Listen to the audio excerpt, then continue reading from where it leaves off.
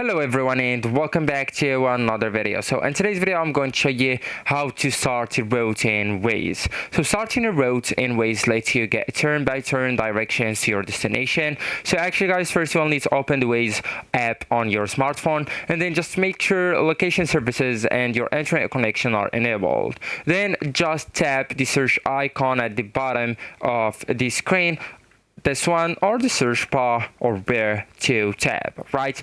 So here you will need to enter your destination in the search bar. So for example, we'll go with the previous destination like this one, and then just select the correct destination from the search results and review the available routes and check the estimated travel time. So for example, we have two routes here. We can choose any of these, okay?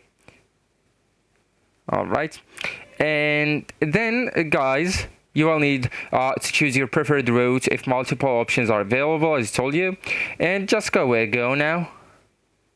And that's only to begin the navigation, right? So then just follow the on-screen map and voice instructions of Waze or Waze services as you drive. So Waze will automatically update your route if traffic conditions change or if faster route becomes available, right?